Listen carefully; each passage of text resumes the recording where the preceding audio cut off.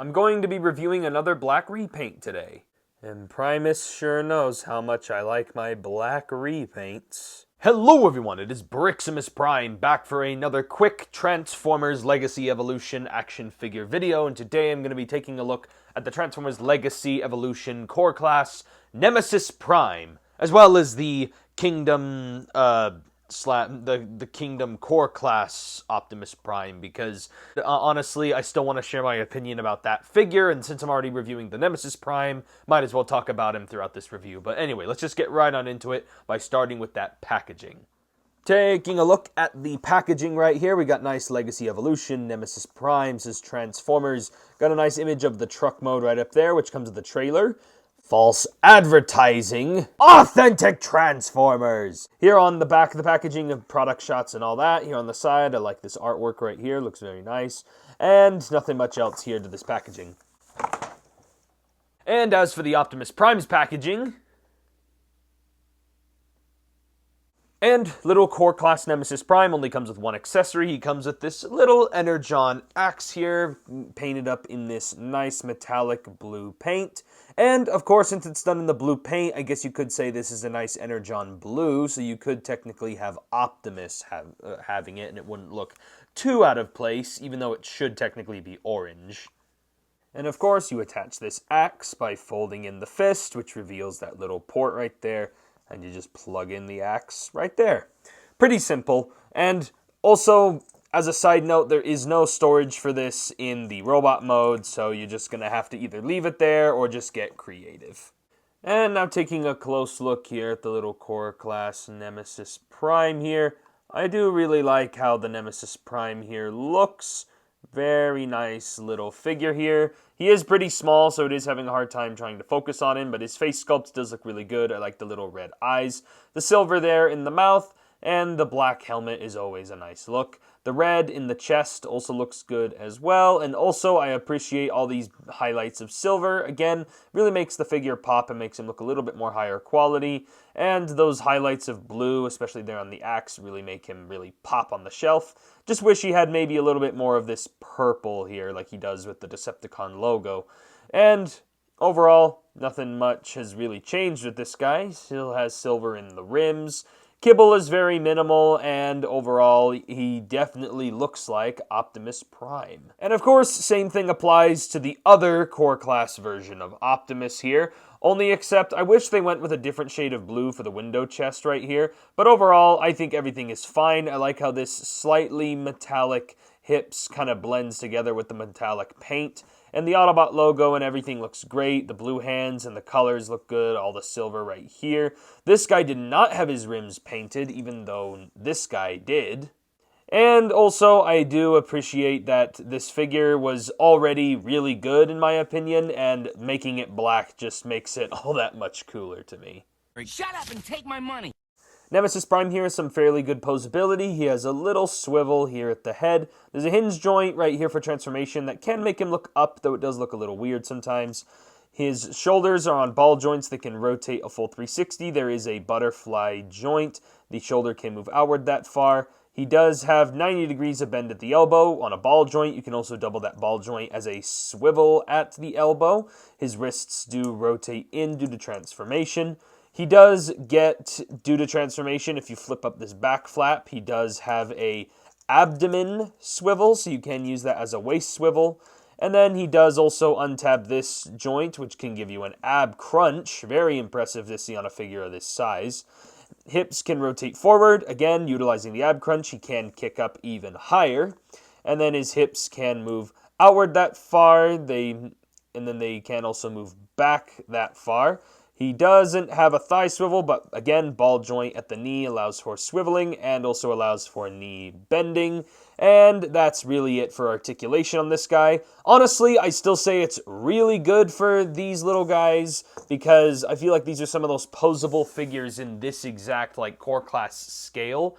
So far, no other figure only one other figure has come close to these figures as being my favorite core class figure, which is the Legacy Core Class Iguanus here for comparisons. And yeah, again, Iguanus is still one of my favorite core class figures Hasbro has ever released so far, but the Optimus Prime / Nemesis Prime mold here is definitely a really close second. And then here he is compared next to the last pair of core class figures I took a look at, the Studio Series 86 Rumble and the 86 Mummy Face. And now let's get into Nemesis Prime and Optimus Prime's transformation.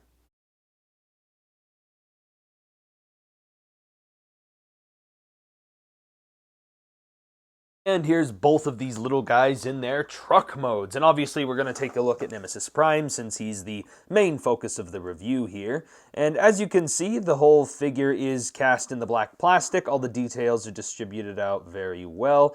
I like how the grille and the headlights and bumper were all handled and everything fits together very well. I mean, you can't obviously tell these are his feet here, but I mean, for a figure that's so small and with a budget like this is still a really impressive vehicle. Like, this is nearly, I think, give or take, roughly only a little bit bigger than like a Hot Wheels car. Like, these guys are not that very big. Like, these guys could actually fit in a really nice display. And again, the Optimus looks really great as well. Autobot logo, it's the classic Optimus look. I do feel like the truck does look a little too, like, tall and skinny in the front, but overall, I don't really have that much criticism with it, because again, all my criticisms could just be solved away with the answer that, you know, these guys just have a really small budget for such really small figures, and I think Hasbro did a really good job just on the engineering alone. However, that does not apply to the weapon storage. You simply just take this axe and you stick it right there. Bullshit. Here's the two rigs for the comparisons with a cassette, in case you needed to know that. Come on!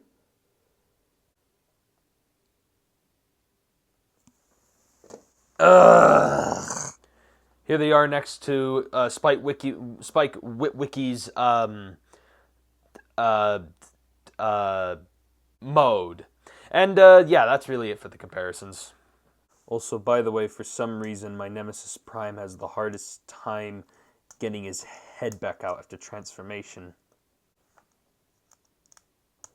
Come on. Come on! Come on, you little punk.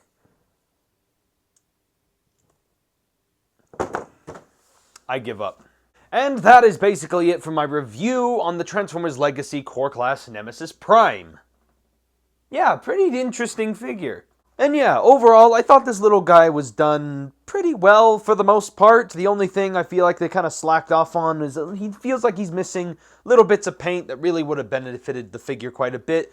But it also feels like he's also having a lack of a gun, because I feel like the Energon axe is more of a Optimus thing, more so a Nemesis Prime thing, where Nemesis Prime would use more of a sword, but it's just a small nitpick. And besides, I'm sure that there are other core class characters that came with extra guns that you could probably borrow for this guy. And overall, I don't think these guys are that bad a pair of figures, and I do think both of them are worth the full $10 to $12 price tag they have going for them. If you can get them for cheaper, great. But overall, if I had to give these figures ratings in terms of both their vehicle mode, accessories, and also the just figures themselves, honestly, I give both of these figures a very solid 8 out of 10. Because I do really like them a lot. I just feel like there's something missing about them that just would push me over the edge that little bit. I think it might be just little extra accessories. But honestly, these guys I've got barely anything to complain about. It's just, for me personally, I prefer the more Voyager and Leader class size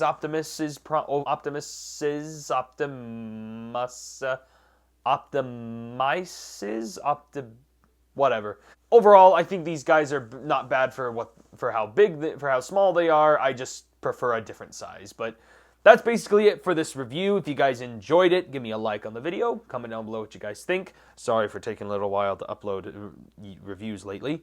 And I'll catch you guys next time.